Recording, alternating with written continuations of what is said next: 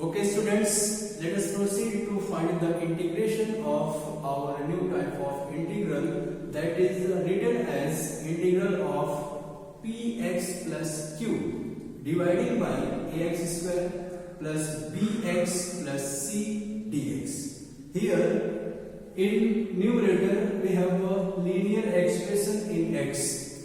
Px plus q is a linear expression in x. P is the coefficient of x and q is a constant term. Clear? And in denominator we have a quadratic expression in x. Quadratic expression in x. So what are the process to find the integration of such type of integrals? Such format of integral.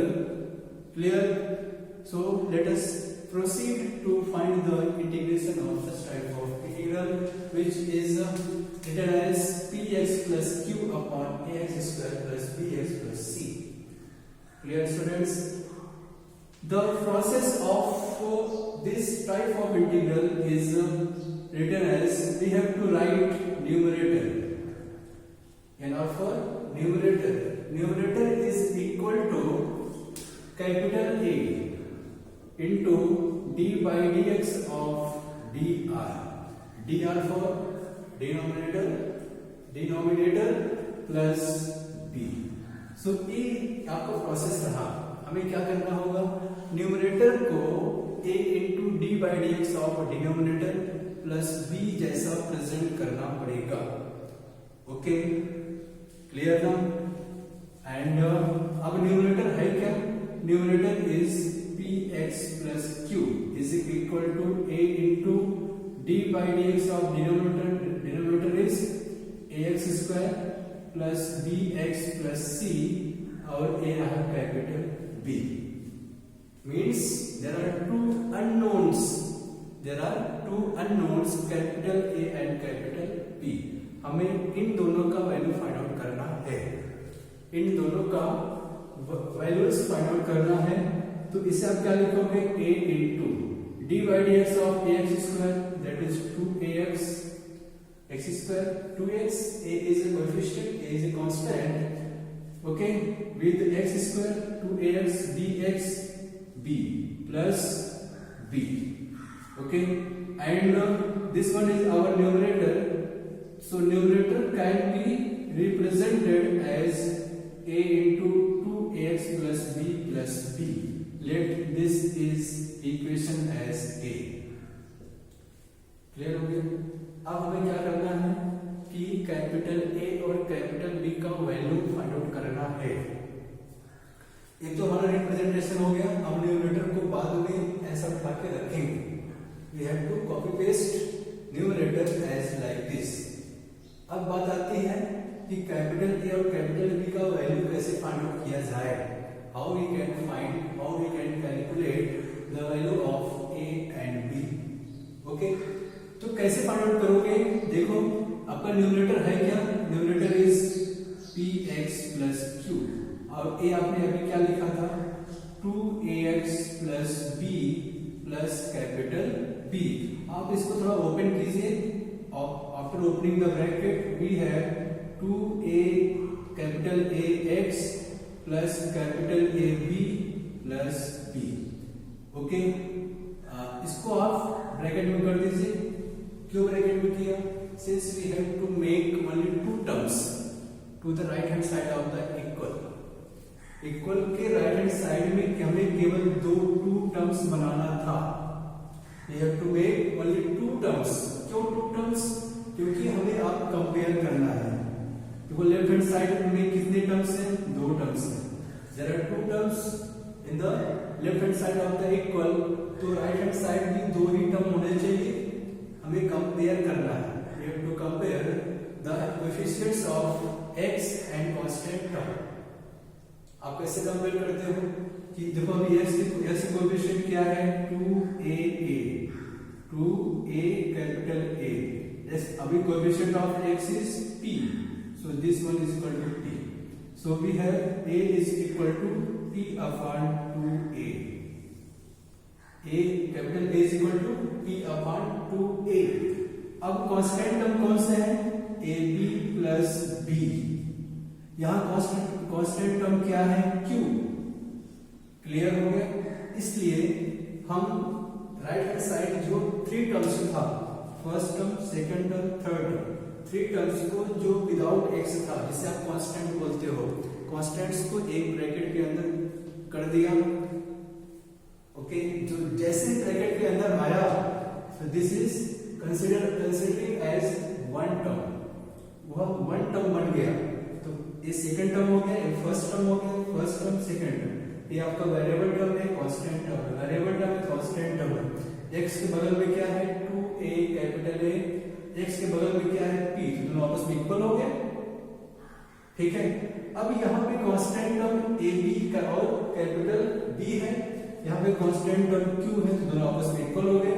हमें a का value तो मिल गया, b चाहिए, तो आप इसको substitute करेंगे। अगर आप करते हो यहाँ पे a is equal to p upon 2a into b plus capital B is equal to q,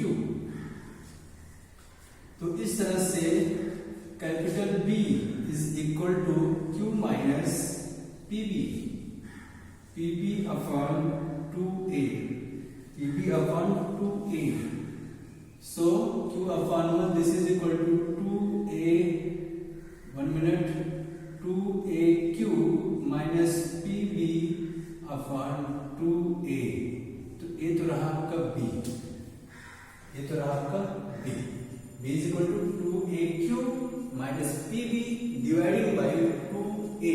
clear हो गया बच्चों? Students read out. अब आपको a और b मिल गया है, तो यहां लिखोगे from equation a, from equation number a we get numerator is equal to a का मतलब p upon 2a into 2ax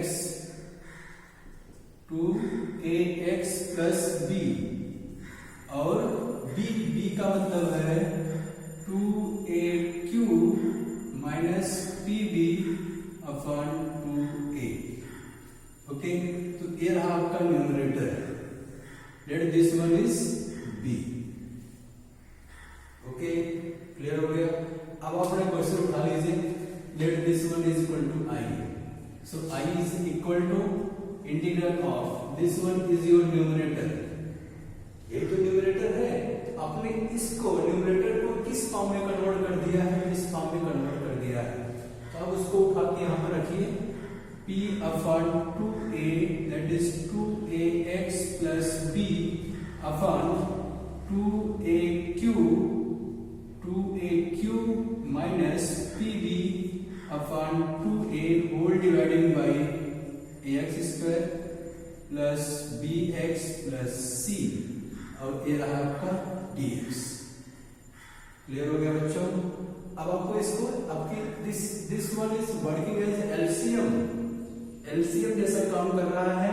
अब आप इसको डिस्ट्रीब्यूट कर दो, तो जब आप इसको डिस्ट्रीब्यूट करने जाओगे तो we get p upon 2a constant है, उसको मैंने बाहर रख दिया, तो 2ax plus b upon ax square plus bx plus c dx आएगा। ओके, प्लस ये भी देखो सब कांस्टेंट है, जब इसको यहाँ पे डिस्ट्रीब्यूट करोगे तो we get 2aq minus pb upon 2a, और यहाँ पे क्या बच गया?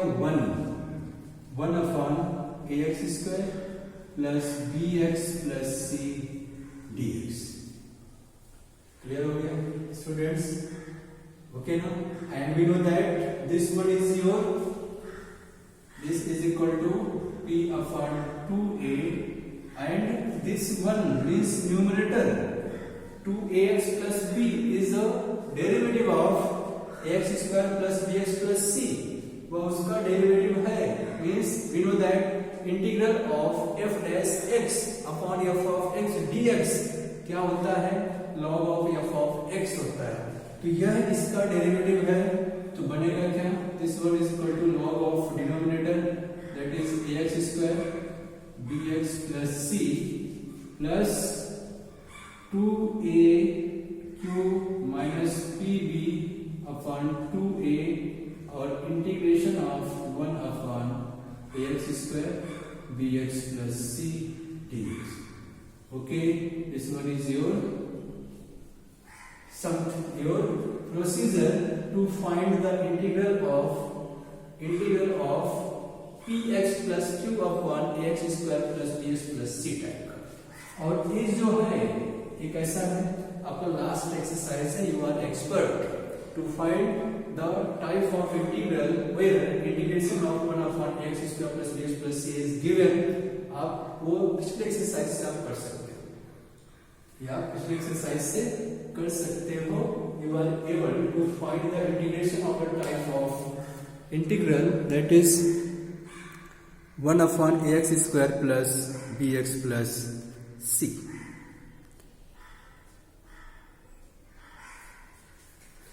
क्लियर हो गया.